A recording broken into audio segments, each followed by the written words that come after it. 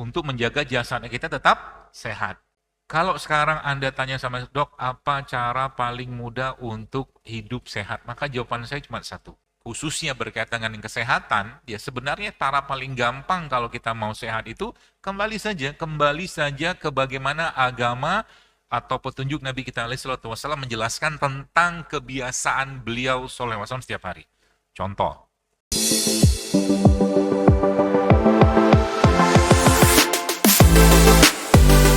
kan bicara tentang kesehatan dan tentunya dalam konteks kita dalam kehidupan kita sehari-hari ini, sebenarnya Islam itu sudah mengatur dengan sangat-sangat sempurna ya. Khususnya bab-bab atau tema-tema yang berkaitan dengan kesehatan. Kalau kita aplikasikan itu ya dalam kehidupan kita, maka umat Islam ini harusnya menjadi umat yang paling sehat harusnya. Ya. Karena apa? Karena memang pola-pola kesehatan atau mungkin cara menjaga jasad kita ini itu sudah diajarkan dan tentunya sudah dipraktekkan oleh Nabi kita alaihissalatu wassalam dan sudah sangat sempurna ya. Sehingga lagi-lagi sampaikan kalau mungkin sekarang menyebutnya ada namanya biological clock atau jam biologis, maka kita punya apa tuh namanya sunatullah ya atau hukum-hukum Allah memang dijadikan sebagai caranya Allah untuk apa ya? Untuk menjaga tubuh kita. Contoh, kalau saya tanya Anda lebih suka makan atau puasa? Sukanya makan atau puasa? Makan kan? Jangan sok-sok jadi malaikat lah. Ya, kita suka makan, saya pun suka makan. Ya, jadi kita memang suka makan. Pertanyaan saya, bagaimana cara Allah menghentikan kita makan? Ada banyak. Yang pertama, biar cepet dibikin kenyang kan. Terus bisa makan lagi. Kenyang itu caranya Allah menghentikan kita makan. Sudah kenyang nggak bisa lagi kita makan. Mau kayak apa juga orang makan seabrek-abrek gitu ya. Kalau sudah kenyang, lambungnya sudah penuh, nggak bisa makan. Makanya di surga nggak ada kenyang. Di surga itu nanti nggak ada kenyang, nggak ada lapar. Jadi kalau kita mau makan, makan aja. Ya, bukan karena lapar, bukan karena kenyang. Nah, itu di surga. Yang pertama, yang kedua apa? Dikasih tidur. Iya kan? Kan sakti mandraguna kalau ada orang lagi tidur bisa makan. Ya kan? Belum pernah lihat saya.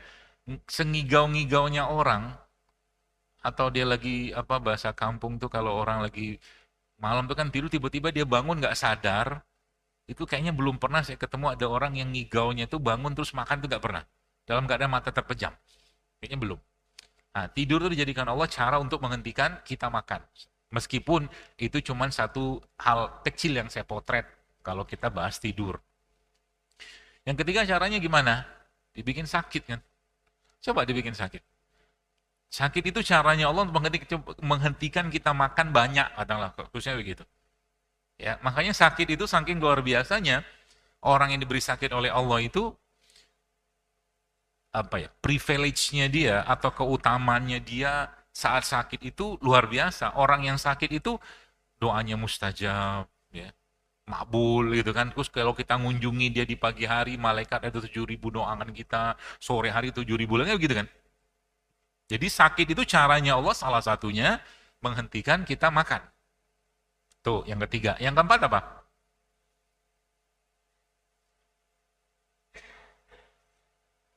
Soalnya siang hari. Saya harus interaksi, kalau nggak tidur Anda. Yang keempat, wa antasumu khairul lakum in kuntum ta'lamu. Dan puasa itu jauh lebih baik bagimu jika engkau mengetahui. Ini 4. Tujuannya apa kalau kita lihat? Ini kita lihat ya. Kalau kita lihat bagaimana Islam itu memberikan pedoman tentang itu. Jadi ada sakit, ada tidur, ada kenyang, ada puasa. Apa? Kenapa dikasih kayak beginian? Karena manusia itu, misalnya kita semua ini, kecenderungannya kita lebih senang mengikuti hawa nafsu daripada mengikuti iman dan akal sehatnya kita. Kecenderungannya kita kayak begitu. Ya, maka Cara-cara Allah untuk menjaga jasadnya kita ini, Bapak Ibu sekalian, dijadikan sebenarnya itu bentuk atau mungkin kasih sayangnya Allah Subhanahu wa taala untuk menjaga jasadnya kita. Untuk menjaga jasadnya kita tetap sehat. Itu poinnya sebenarnya.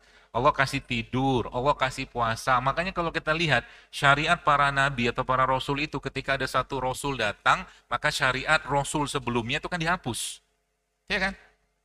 Jadi ketika Rasulullah datang, diutus sudah dinyatakan sebagai rasul gitu kan untuk menyampaikan risalahnya Allah Subhanahu wa taala, maka syariat rasul sebelumnya kan dihapus. Kan gitu. Tapi yang menariknya, contoh nih kalau kita tadabburi Quran itu tuh saya tuh seru gitu buat saya. Kenapa seru? Contoh bab tentang puasa. Ya. Apa kata Allah tentang puasa dalam Quran? Kata Allah kan ya ayyuhallazina amanu kutiba alaikumusiyam kama kutiba alal ladzina min qablikum. Kata-kata min qablikum itu kan kata-kata sebelum kalian. Jadi orang-orang sebelum kalian. Artinya sebelum zamannya Nabi SAW, syariat puasa itu sudah ada. Gitu loh. Ya. Artinya sebelum Nabi itu syariat itu sudah ada dan masih dipakai saat Nabi. Kenapa? Lah kita jasadnya sama. Kita kan sama Nabi Adam sama aja. Cuma beda casing. Nabi Adam tinggi 30 meteran kurang lebih. Kita ya paling tinggi 2 meter lah. Beda casing doang. Tapi semuanya kan sama. Organnya sama, semua sama gitu loh. Ya.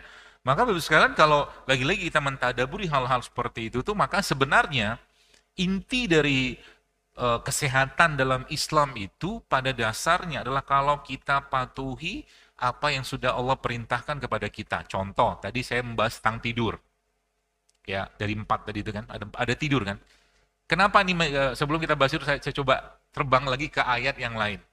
Ya. Ayat dalam surat Al-A'raf, seingat saya, yang Allah mengatakan, وَكُلُوا وَاسْرَبُوا وَلَا تُسْرِفُوا. Makan dan minumlah kalian, tapi jangan berlebihan. Ayat ini disebutkan oleh Ibnu Katsir rahimahullah bahwa ayat ini adalah setengah dari ilmu kedokteran. Setengah dari ilmu kedokteran ada pada ayat ini. Nyambung nggak dengan bagaimana tadi penyakit yang muncul gara-gara atau kalau kita tidak patuhin 4 hal tadi? Menurut saya nyambung-nyambung aja. Contoh ya, supaya kita tidak berlebihan makan, nah gitu bahasa. Supaya kita tidak berlebihan makan atau supaya jangan sampai kita berlebihan makan, caranya Allah menghentikan gimana? Paling gampang kan dibikin sakit. Maka penyakit di zaman sekarang ini nggak usah pakai ilmu yang tinggi-tinggi deh. Gara-gara orang kebanyakan makan atau gara-gara orang kurang makan? Paham ya? Gara-gara orang kebanyakan makan. Udah kebanyakan makan, saya tanya lagi, yang dimakan sehat atau enggak? Nah, sudahlah selesai kajiannya. Itu kan kesimpulannya kan? Yang dimakan udah enggak sehat, banyak enggak? Banyak. Saya baru ngerasain suasana, kenapa para sahabat itu ketika Ramadan tiba, bahagianya minta ampun. 6 bulan sebelum Ramadan tiba, mereka tuh sudah prepare, udah siap-siap. Kenapa siap-siap? Karena senang gitu loh, nggak sibuk lagi mikir apa, makan apa, pagi, siang, malam. Bahkan kita tuh kaidah makan aja kita keliru. Contoh nih, kalau saya bilang, Anda setuju atau tidak? Saya yakin Anda setuju. Makanlah 3 kali sehari. Setuju nggak? Sebagian besar setuju. Anda bayangin kalau sehari makannya 3 kali, 1 kali makan, dia makan katakanlah dengan nilai kalori 1.800 kalori. Misalkan, sekali makan. 3 kali makan berapa kalori itu? 1.800 kali 3, sudah hampir 5.400 kan? Anda tahu kebutuhan kalori sehari berapa? Cuma 2.000. Wajar sekarang di mana-mana banyak orang bukan sakit. Obesitas. Ya kan? Makanya saya paling gemes kalau ngelihat ada santri-santri obes. Meskipun kurus juga belum tentu sehat.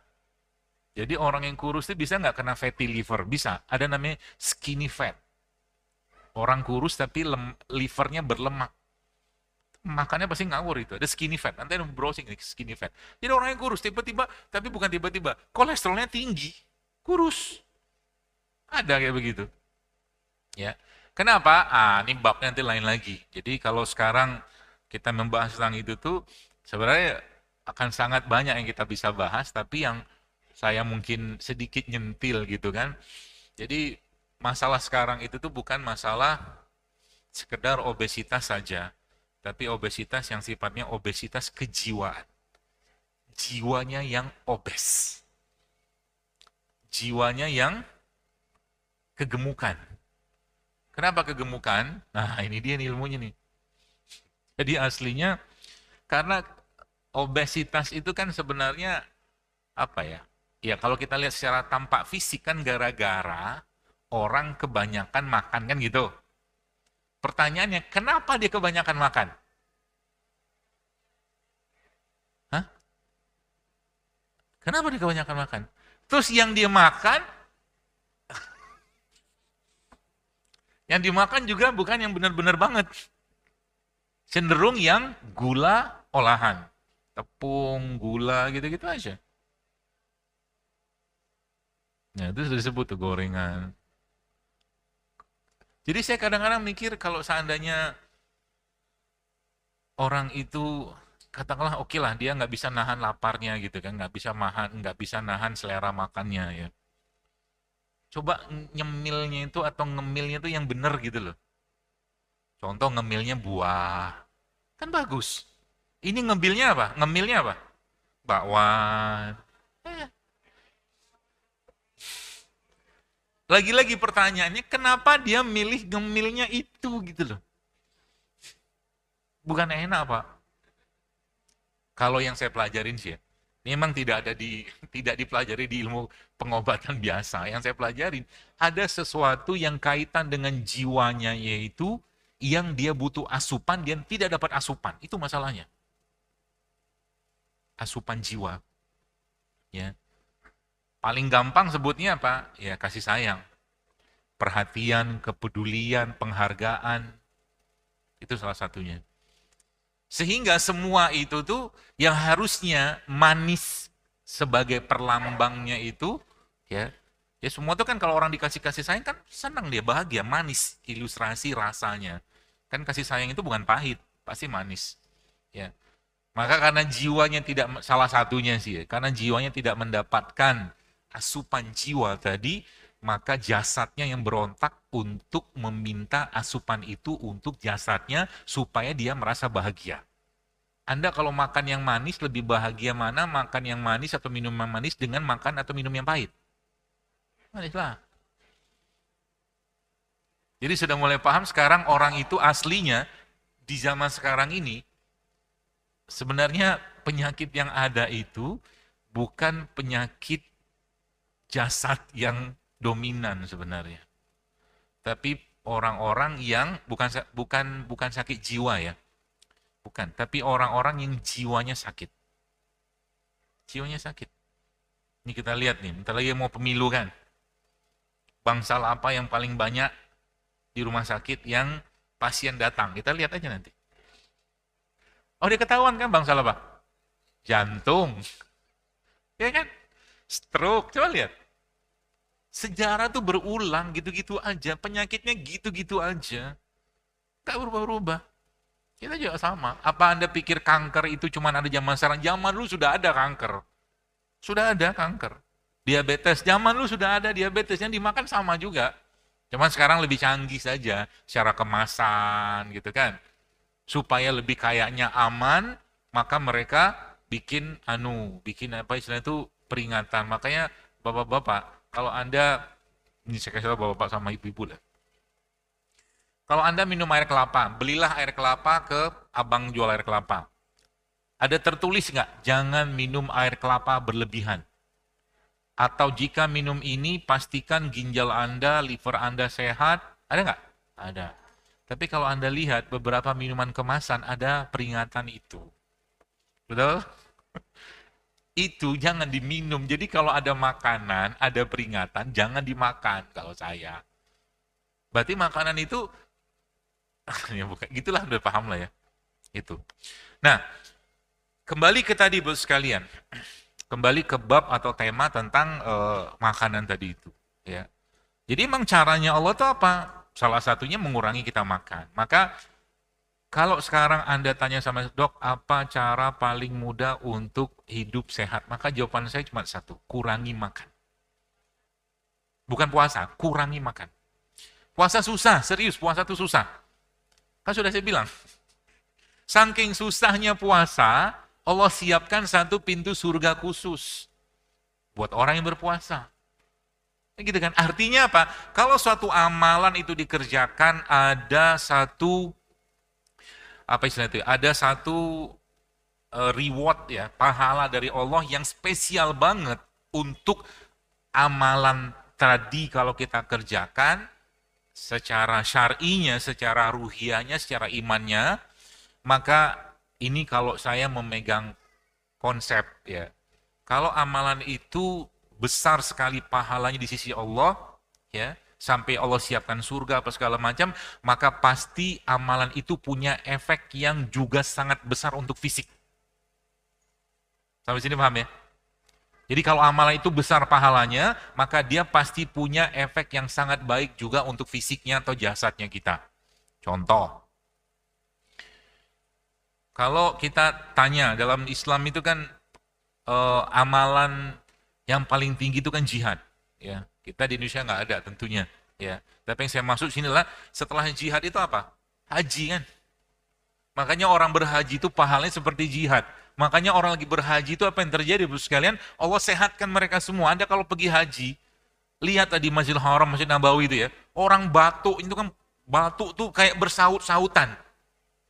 Tapi ya antang-antang aja kita, nular-nular juga enggak gitu kan. Karena memang sudah jiwanya mereka itu Bapak sekalian sudah dipenuhi dengan kecintaan terhadap ibadah yang mereka mau kerjakan. Sehingga jasad itu cuma ngikutin saja.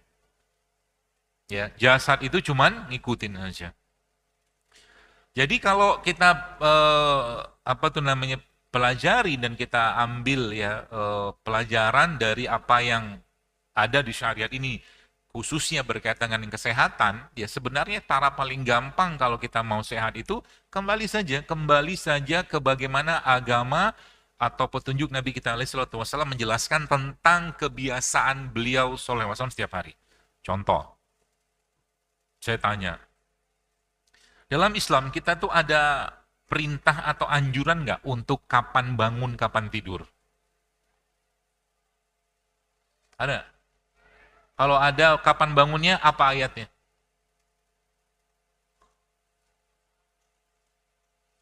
Apa? Udah tahu ayatnya cuma lupa aja. Humil laila illa qalila. Ya kan, suruh bangun kan. Kapan bangunnya? Nisfahu awingkus minhu qalila. Itu kan berita bangun. Kapan bangunnya? Kan itu kan sepertiga kan, hitung aja. Itu yang pertama. Jadi itu perintahnya untuk Nabi kita Sallallahu Alaihi Wasallam. Tapi buat kita juga sama aja, Nabi yang manusia juga kan. Itu. Yang kedua apa? Itu kan bangun. Ya. Jadi kalau Anda mau tidur, jadi kalau ditanya, berarti dokter tidur yang bagus itu berapa jam? Kan orang tanya gitu kan? Maka jawaban saya bukan tanyanya berapa jam, tapi tidurlah atau tidurlah seperti Nabi atau waktu tidurnya Nabi dan bangunlah seperti bangunnya Nabi. Tuh. Berarti kalau Nabi tidur, pertanyaan Nabi tidur kapan? Kapan? Habis Isya. Sebagian besar yang saya tahu, riwayat yang saya ketahui ya, Nabi itu tidurnya habis Isya. Jadi nggak usah ngebahas berapa jam tidur itu. Berarti kan sudah ketemu tuh. Kapan tidurnya, kapan bangunnya udah ketemu kan? Nah sekarang kita bicara lagi apa itunya, pembahasannya. Bicara lagi apanya? Bicara lagi bagaimana tidurnya. Artinya tidur itu suatu yang luar biasa nggak? Pasti luar biasa. Sangat luar biasa. Kenapa? Baik, saya cerita sedikit. Nabi SAW menjelaskan bahwa orang yang mati itu, kita nanti kalau mati kan ruh kita kan diangkat. Nah, orang tidur ruhnya diangkat juga nggak? Digenggam Allah kan, bahasa gitu kan. Kalau belum ajalnya Allah balikin. Kalau udah ajalnya ya sudah meninggal dia. Jadi nggak bangun-bangun lagi. Makanya kalau kita baca adabnya Nabi sama tidur itu luar biasa. Adab. Apa adabnya Nabi sebelum tidur? Karena tidur itu caranya Allah untuk ngapain?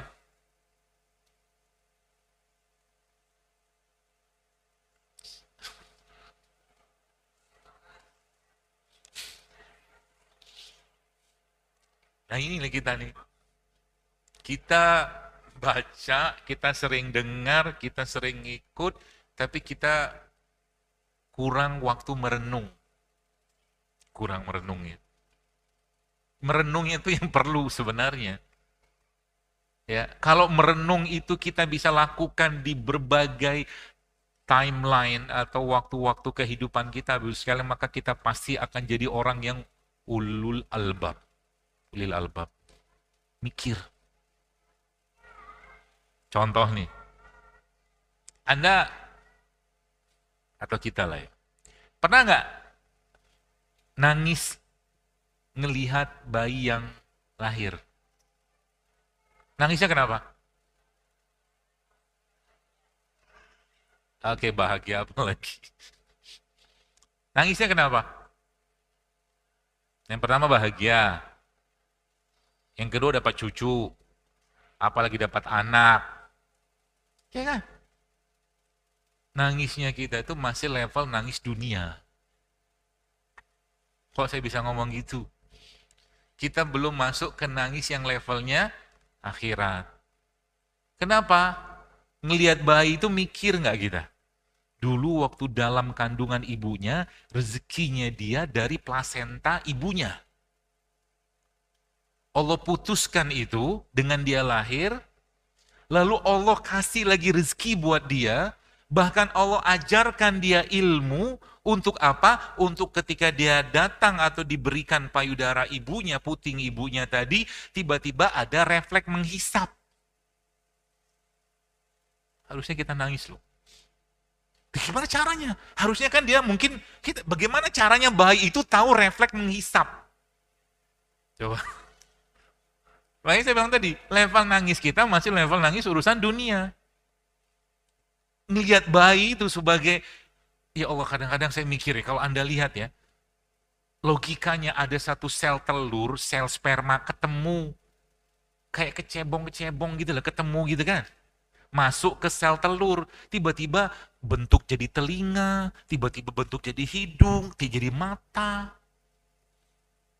Maka di beberapa kitab-kitab tentang kehamilan, ya, kalau sekarang kan, kita taunya orang melahirkan itu hamil, nanti 9 bulan kan keluar. Beberapa ulama besar zaman dulu tuh baru setahun keluar. Bahkan ada beberapa dalam sebuah kitab yang saya pernah diskusi dengan beberapa teman itu 2 tahun baru keluar coba.